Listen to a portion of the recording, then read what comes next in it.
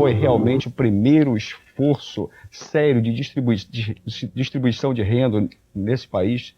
E a questão também de concentração no Brasil, o que pretende fazer o Prona para mudar, para alterar, para acrescentar alguma coisa nesse sentido, doutor? Primeiro existe uma... Obrigado, senhor, pelo convite, senhores telespectadores. Primeiro existe uma grande inverdade nisso. É mais uma das mentiras apresentadas à população. O Plano Real tem uma âncora apenas. A âncora é a diminuição de salários. Houve uma compressão brutal de toda a massa salarial e, com isso, atuaram os senhores criadores do plano de modo maquiavélico, contendo, de modo bem planejado, né, bem arquitetado, a demanda. O que se passa, então, é que o consumo diminuiu e não se mexeu em dois pontos fundamentais da economia. Um, a taxa de juros, outro, a carga tributária. O que ocorreu no mês em que o real foi implantado? Isso não se diz, não se comenta, não se publica. Um jornal apenas citou. A taxa de juros apresentada à Sua Excelência o Presidente da República pelos economistas, capitaneados por Sua Excelência o Ministro, foi de 8%, 8 uma fração. Isto significa que, apenas naquele mês, com títulos da dívida pública, da dívida interna, no valor de 57 bilhões de dólares, foram transferidos do setor produtivo para a especulação, foram transferidos mais de 4 bilhões de dólares. Isso é quase o total, 2/3 de tudo que se gastou no ano passado com o serviço de saúde. Dizer-se que houve transferência de renda é mentira, simplesmente. Só houve desses planos todos, um até hoje, onde se tentou fazer transferência de renda. Foi o cruzado no início, o único. Tudo o mais foi conversa fiada. Isso é uma farsa, como tantas outras apresentadas à nação. Para o cientista político, professor Nuno Veloso. Professor, na sua opinião, essa iniciativa do governo fazer uma reforma urbana em tempos de eleição, isso fica aquela... Será que realmente é uma coisa séria? Eu gostei do parênteses tempo de eleição, porque essas tentativas já foram feitas aqui no Rio, em outras partes do Brasil, mas N vezes, né? Em 88, na abolição da escravatura, aquele pessoal que trabalhava no Palácio da Quinta subiu o Morro Telégrafo e formou essa comunidade que nós chamamos de Mangueira, que é o único morro existente no Brasil. E o D. Helder Câmara tentou cruzar São Sebastião, tanto no Morro Azul como lá na Gávea, ali ao lado do canal, aquele que liga a lagoa até o mar, também foi tentada, né? Isso N vezes foi feito, quer dizer, agora mesmo o governo de São Paulo está fazendo isso, está desapropriando terras, criando construções civis e depois pega o pessoal da favela, passa aqui. Aqui no Rio mesmo, Cidade de Deus, o Espírito Santo, que foi falado aí também, tanto lá na cidade, que tem meu nome, Linhares, como em Colatina, já se faz isso, né? Já se doa parte da terra para a construção. Só que agregado a também material de construção. Aí se faz uma espécie de reunião de todos, cada um constrói a sua casa, etc, etc, ajudado pelos outros. Isso então é comum. Agora, o que agrava mais a situação é lembrar isso em tempo de eleição. Em 1954, eu escrevi um artigo sobre esse problema e para resolver o problema da favela no Rio, eram 400 mil favelados, bastava fazer uma nova Belo Horizonte. Hoje, Belo Horizonte cresceu muito, está em perto de 2 milhões. Mas o número de pessoas que vivem em nível infra-humano no Grande Rio já está em quase 8 milhões. Então precisa se fazer 4 Belo Horizontes para tentar empatar com o que existe hoje.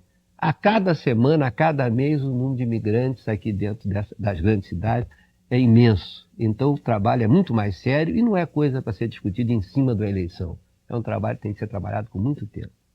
Para o jornalista Nelson Couto. O jornalista Nelson Couto é presidente da Confraria do Garoto. Jornalista, na sua opinião, o Brasil precisa mesmo de uma reforma urbana e agrária? E qual seria a sua opinião sobre esse assunto? Bom, estou ao lado de um capixaba e de um acriano.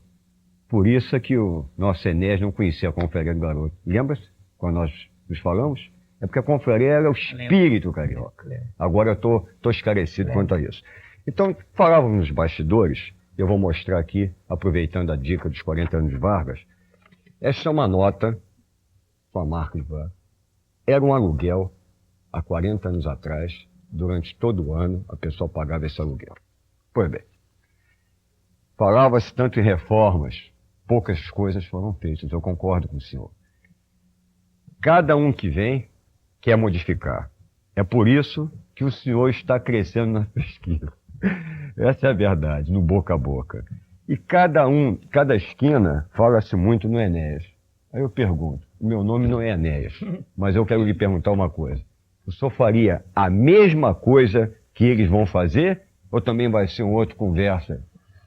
Bom, o nome do senhor? Nelson Couto. É resposta ao senhor Nelson. Pois não. Falando para os telespectadores, como me foi pedido aqui.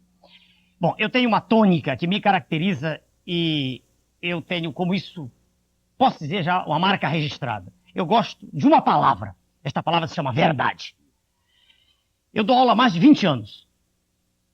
Eu faço sempre esse repto, esse desafio, que se chame qualquer aluno meu. São mais de 20 mil. Para que diga de público se alguma vez eu deixei de cumprir um trato. São mais de 20 anos ensinando português, matemática, física, química, biologia, medicina, diversas disciplinas. Eu, quando entrei nesse processo em 89, eu disse, não quero ser profissional de política. Não acredito nisso que está aí. Isso é uma farsa. É uma farsa, aliás, da qual participam grandes grupos poderosos que iludem o cidadão comum, que não tem acesso às informações, que não sabe que nós vivemos vilipendiados, explorados por um grupo poderoso chamado G7, cujas ordens são dadas aqui dentro sem que ninguém perceba. Fala-se internacionalização da economia. Isso é o novo nome, isso é um eufemismo apenas para neocolonialismo. Esse é que é o nome correto. Destrói-se a família. Eu quando cheguei, eu vi que se estava falando sobre isso.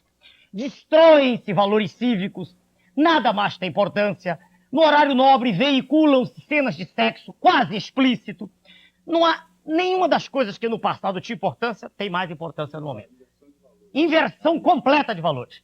A tela da televisão é um instrumento de perversão. Destruição da família, destruição do respeito aos mais velhos, destruição da pátria. Bom, eu sou radicalmente contra isso. Não estou preocupado com o que a imprensa diz a meu respeito.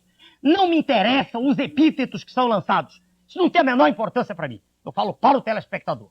Se o senhor está insatisfeito com tudo que aí está, se o senhor quer uma nação realmente soberana, uma nação da qual seus filhos se orgulhem, uma nação que possa não estar de joelhos como a nossa hoje, sendo a nação mais rica do planeta, mas uma nação que possa se erguer com seus próprios pés e dizer, não brigar com os países do outro lado, não é brigar, é apenas colocar-se de pé e dialogar em posição de igualdade, e não de joelhos, como está hoje, voltando a ser apenas exportador de matérias-primas, fazendo com que nossas riquezas e fazem de nós a maior nação do planeta sejam mandadas para o exterior a preços aviltados, a preço de banana, né? Mandando o nosso manganês, quase fomos obrigados a importar manganês. Exportamos 25 milhões de toneladas lá da Amazônia, dos 29 milhões retirados até 83, 25 foram exportados.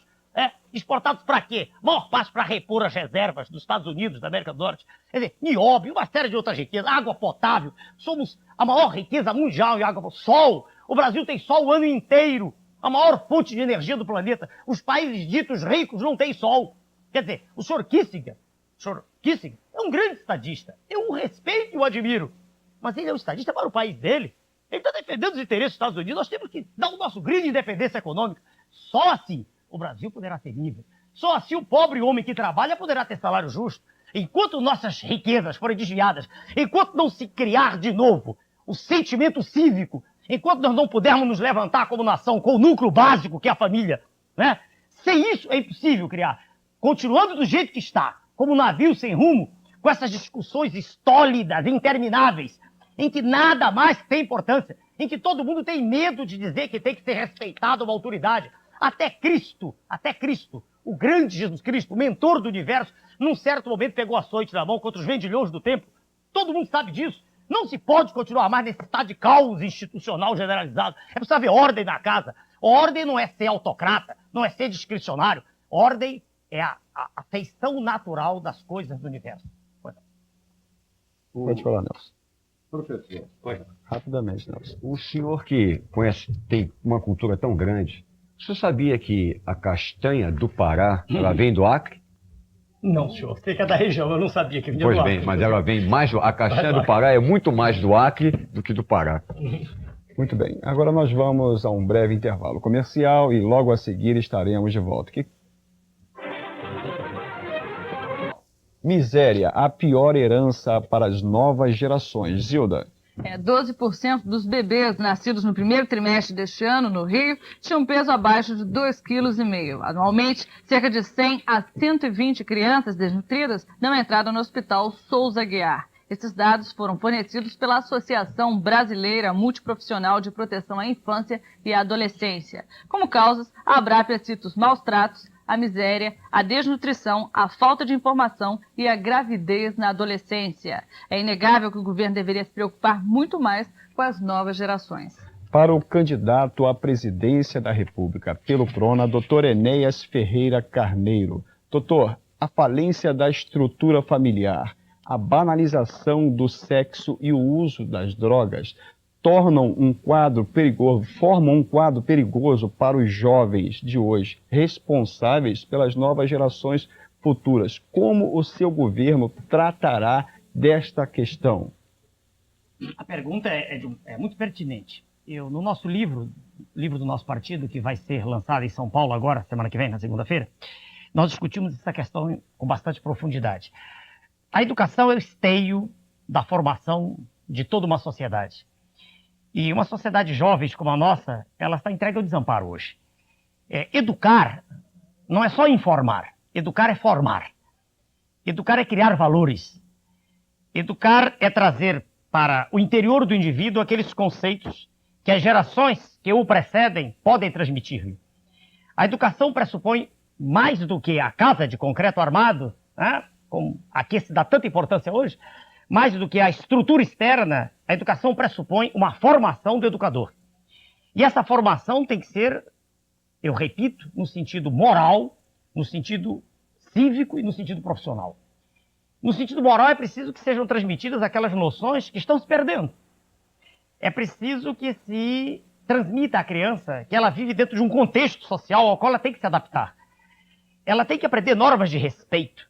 Ela tem que aprender, por exemplo, que desde cedo, que quando ela tiver contato com a droga, aquilo é um veneno do espírito. Ela tem que aprender que o sexo é uma lei da natureza, né? Que a participação na atividade sexual é algo extremamente fisiológico, é normal, mas que, tanto quanto com outras funções da máquina humana, deve haver regra para isso, né? Não se pode aceitar que nós voltemos a Sodoma e Gomorra. Nós estamos criando, na verdade, no nosso país, um verdadeiro jardim zoológico, né? Tudo é válido. Não há mais nenhuma norma. E a nossa posição, de modo sintético aqui, é dizer que o nosso partido se insurge contra isso.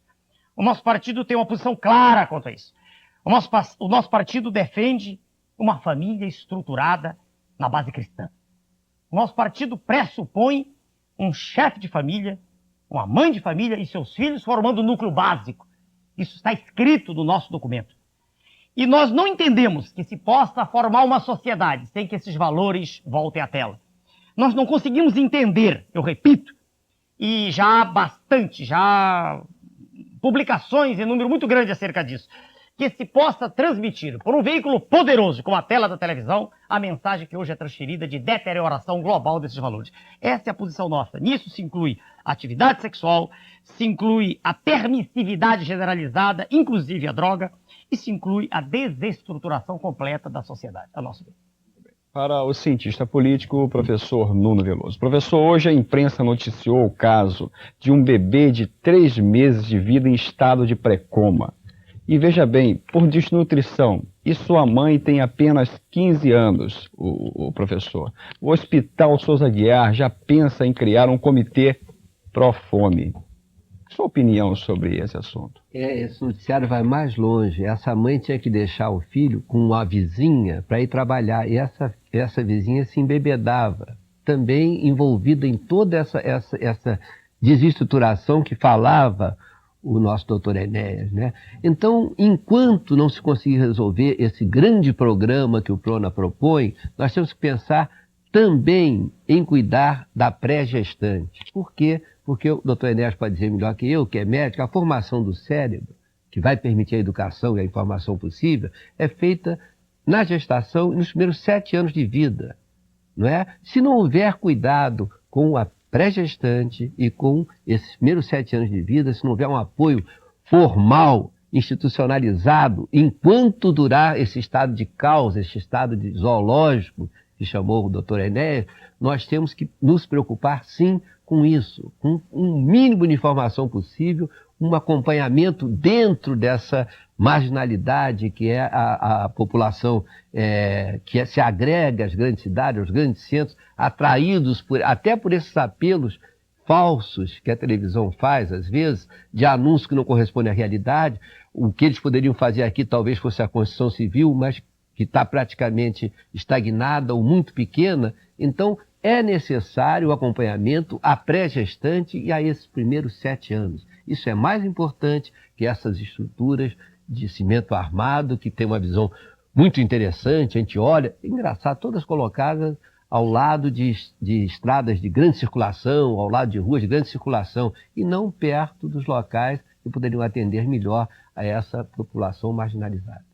Para o jornalista Nelson Couto. O jornalista Nelson Couto é presidente da Confraria do Garoto. Jornalista, o senhor tem nos dado um indicativo que o senhor é um homem conservador. A sua análise sobre estes assuntos, essas colocações, tanto do Dr. Enéas como do professor. Eu sou conservador e conservacionista, que é uma diferença. Preservo, antes de tudo, a natureza, que é o bem maior do Senhor. E ora, o que nós temos visto é isso, é muita demagogia, falsos messias, líderes de barro. As pessoas, outro dia, maestralmente, o professor Jorge Boaventura, que foi o que fundou o Mobral, disse que a base era a educação. O professor Enéas aqui confirma a mesma coisa, o nosso comentarista político é a mesma coisa. Então, o que estão fazendo esses homens? Pura demagogia. E a demagogia é afastar os eleitores, afastar o cidadão da verdade. Então eu repito, Deus, pátria e família. O resto, me desculpe. Bem, e agora nós passaremos a mais um assunto do nosso bloco que diz a esperança do eleitor e o ataque dos presidenciáveis ao Plano Real. Zilda. Pastor Rodrigo, o eleitor brasileiro mudou sua expectativa política entre a eleição de 80 e a de 94. A busca da moralidade deu lugar à esperança no Plano Real. Pelo menos este é o resultado de uma pesquisa feita em 4 capitais pela Retrato, Consultoria e Marketing. É inegável que o Plano Real teve influência no quadro sucessório. O candidato tucano Fernando Henrique Cardoso não pode negar o peso do real em sua candidatura. Enquanto isso, os outros candidatos se unem contra o plano econômico. O nosso convidado de hoje, Enéas do Prona, atacou as altas taxas de juros e o achatamento dos salários. Doutor Enéas, a sua opinião e os nossos esclarecimentos para os nossos telespectadores. Pois não, com agradecimento ao senhor, ao pastor Rodrigo. E eu não sou contra só o Plano Real, não. Eu disse do início, eu sou contra toda e qualquer falta de pronunciamento sobre a verdade. O Plano Real é mais uma tentativa. Quase tudo que vem sendo feito. Ele se encaixa numa tentativa maquiavélica de eleger no primeiro turno Sua Excelência, o ex-ministro, o senhor Fernando Henrique. Vejam, senhores telespectadores, se o plano tem, eu repito, como única âncora apenas a diminuição dos salários e não se mexeu no resto da estrutura produtiva, é claro que ele não tem longa vida. Os grandes detentores do capital estão ganhando agora menos com a correção monetária que ela foi eliminada. Mas é apenas uma concessão por curto prazo, porque se passarmos de 3 de outubro, dificilmente, durante o mês de outubro, o plano se aguenta. Então essa é a primeira questão. A segunda coisa que o senhor pede fazer análise é que é natural que a população fique satisfeita em ver uma moedinha valendo, pelo menos transitoriamente, alguma coisa. Isso ocorreu com quase todos os planos. No cruzado houve uma euforia, e aí ela era real, porque houve transferência de renda naquele momento, né? Faltou força, faltou comando em Sua Excelência o presidente da ocasião, que queria continuar no quadro político. A verdade, nós não temos estadistas no Brasil. Nós temos políticos profissionais. Eu costumo dizer, que carreira é essa? O indivíduo é deputado, senador, presidente e volta. Sem citar nomes, todo mundo sabe. Um foi prefeito de está falida a cidade, no dia seguinte é vereador. Eu não entendo. Um foi ministro no Rio Grande do Sul. Foi governador, hoje é vereador no Rio Grande do Sul. Que carreira é essa? Qual é o almirante de esquadra? Qual é o brigadeiro do ar que vai voltar a ser cabo ou sargento? Não tem sentido. Então não há carreira política no Brasil. Existe um acordo permanente, estar no poder. Por isso, quando os senhores perguntaram, eu disse, eu não pertenço ao quadro, eu não quero ser político profissional, não me interessa isso. Eu quero endireitar a nação. Agora, para encerrar o assunto, não é contra o plano, eu não me uni aos outros, eu disse ontem no debate, claramente, quando Sua Excelência, o ex-governador do Rio, e Sua Excelência e o ex-governador de Santa Catarina trocavam afagos e um prometia ser ministro do outro, eu disse, eu não pertenço a esse grupo. Não quero nenhum cargo em nenhum governo. Não quis, não quero e não quererei. Está escrito. Não quero nenhum e nem darei a nenhum desses senhores. Não gosto, não aceito esse tipo de... Ou o indivíduo tem convicção ou não tem. Eu tenho convicção. Não sou contra o plano, sou contra todas as tentativas feitas nesse sentido. E o plano foi feito, de modo maquiavélico, que eu repito, apenas para tentar eleger no primeiro turno Sua Excelência, o ex-ministro. Essa aqui é a questão. Doutor Enéas, nós recebemos no outro dia uma carta de um telespectador nos afirma, quer dizer, nos dando, choramingando verdadeiramente, porque o quadro na política, na própria, nos ministérios não mudam. Muda só, sai daqui, o seu fulano vem para cá, sai de lá e vai para lá. É justamente isso que o senhor está colocando. Claro. Porque o senhor se recorda, eu em 89, quando entrei no processo, e todos os senhores me conhecem, eu sou homem de ciência, eu sou médico, eu nunca participei disso, eu registrei um documento, coloquei em Brasília e disseram, o senhor é louco, né? Eu não sou louco, apenas eu não quero ser profissional disso, é o direito que eu tenho. Eu prefiro viver no meu anonimato, quer dizer, agora não é base, nem que eu queira, anonimato não pode. Mas eu digo, viver dos meus, nem que queira, perdão. Mas eu digo, viver dos meus recursos, do meu trabalho, dos meus cursos, do que ser parasita da nação. Se o senhor perguntar, então, todos são ruins? Não, não, não. Eu não penso que o Congresso nunca disse ter 500 patifes, não é isso, não. Apenas essas pessoas, veja, senhor, elas são engolfadas por um sistema. Elas, mesmo que haja um ali no grupo que queira resolver, ele não pode mais. Ele é como se ele tivesse sido contaminado. Ele está dentro de um sistema poderoso e ele está com grilhões acorrentado. Há duas opções para ele. Uma, ele renuncia, deixa de ser deputado. Outra, ele se adapta, mesmo sem fazer nada errado. Não precisa roubar, mas ele se adapta. E dizem, muita gente disseram para mim, isso é um sonho do senhor, isso não leva a nada. Muito obrigado, é um sonho, mas eu vou continuar. É o direito que eu tenho. Só que o sonho em Brasília, se o senhor me permite, deu 9% do eleitorado. Sem eu fazer nada, só falo em televisão. Nunca fiz nenhum comício. Nunca fui à praça pública, sou candidato à presidência da República. Falo através dos meios de comunicação. E falo para o eleitor comum, para o cidadão comum não comprometido. Eu digo sempre, são 150 banqueiros. Do outro lado tem 150 milhões de brasileiros. Tá? Então veja bem, em Brasília 9%, quer dizer, terceiro lugar nas pesquisas, sem fazer nada. O triplo de Sua Excelência o governador. Em São Paulo, 7%, Instituto Toledo lá. Tá? São Paulo, o dobro do ex-governador de São Paulo, com toda a máquina partidária, com o maior partido dentro do Congresso, na rua, não existe.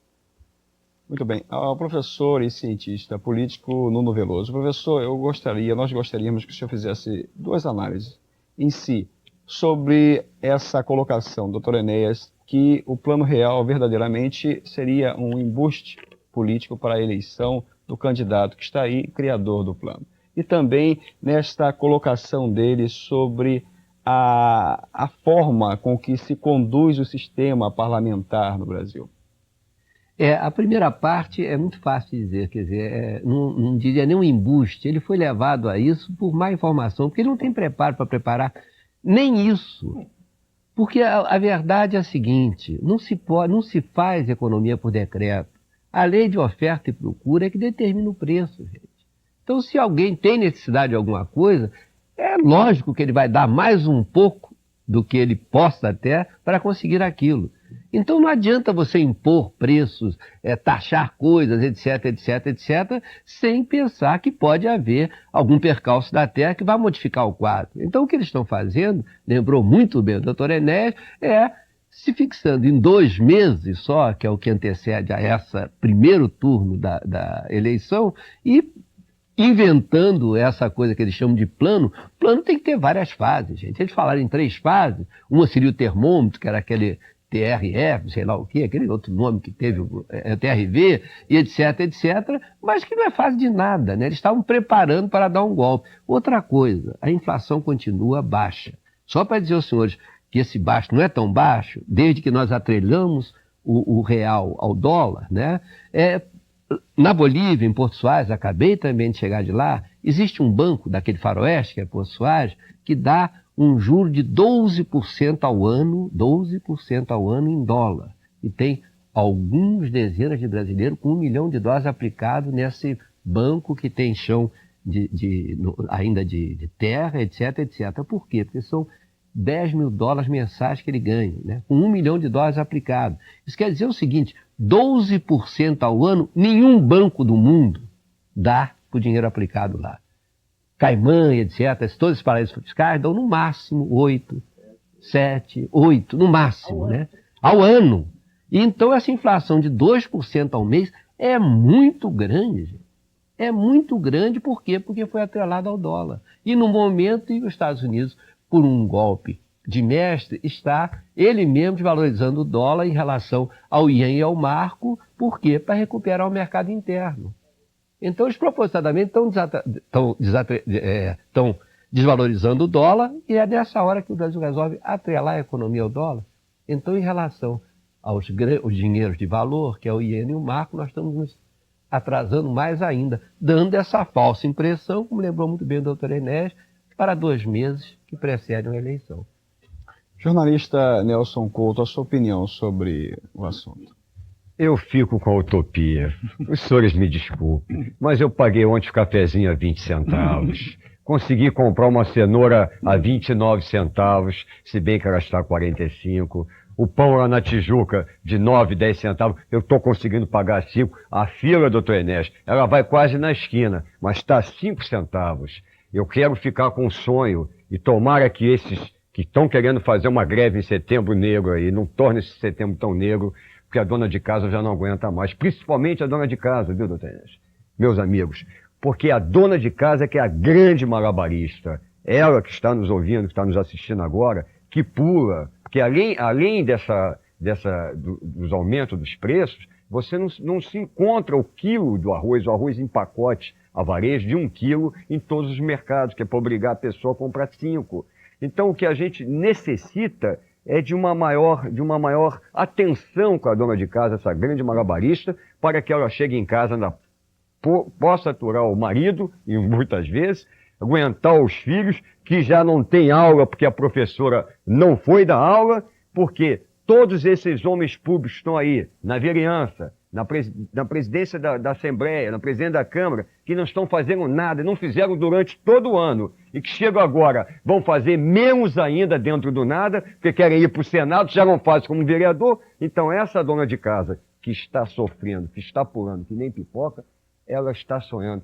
Vamos deixar ela sonhar e tomara que esse plano, pelo menos, dê certo. Este plano. Pode ser. 1 minuto, não passa disso não.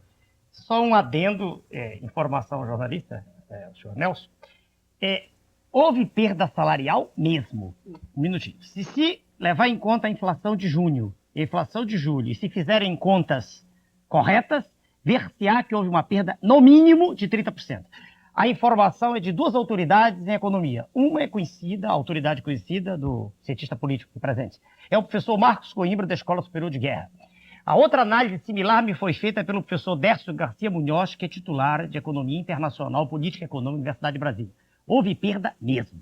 Se houve perda, a pergunta que eu deixo para os senhores telespectadores e para quem quiser. Como a perda vai ser reposta? Nos planos anteriores, quando se injeta dinheiro na economia, vai haver o repique. A pergunta fica no ar. O que se fará? Vai ser feita a reposição ou não dos salários? Doutor Enéas, esse plano que aí está, ele tem como, mesmo após, pelo candidato eleito, ele tem como ser ajeitado, consertado? Tem? Bom, vamos lá. Há 2 caminhos. Vamos falar de nós primeiro. Se a nossa eleição ocorrer, e para isso é que nós lutamos, não é por nenhuma outra razão, porque nós não queremos nenhum cargo, já foi claro isso. Acabou. Mais um pouquinho. É um pouquinho só. Se ocorrer a nossa, usaremos aquilo que tem que ser feito, que é tributação, de reduzi-la e taxas de juros reais. Se o candidato do sistema, o candidato majoritário, esse que ganha, ele fará uma privatização selvagem. Entregará o patrimônio público, como já vem sendo feito, às multinacionais. Privatizar-se-á a energia elétrica, petróleo, subsolo e até o ar atmosférico. Bem, e agora nós chegamos ao final de mais uma edição de Rio Notícias. E queremos agradecer aos nossos ilustres convidados pela ter aceitado o nosso convite e estar aqui desenvolvendo os assuntos desta tarde. Aqui à nossa direita nós temos o Dr. Enéas Carneiro. O Dr. Enéas Carneiro é candidato à presidência da República pelo PRONA. Como também à nossa direita nós temos o jornalista Nelson Couto. O jornalista Nelson Couto é presidente da Confraria do Garoto. E à nossa esquerda nós temos o cientista político, professor Nuno Veloso. E a habitual presença de Zilda Rajo, a nossa editora e repórter. E que Deus abençoe a todos rica e abundantemente, e até amanhã, querendo assim o Senhor. Boa tarde.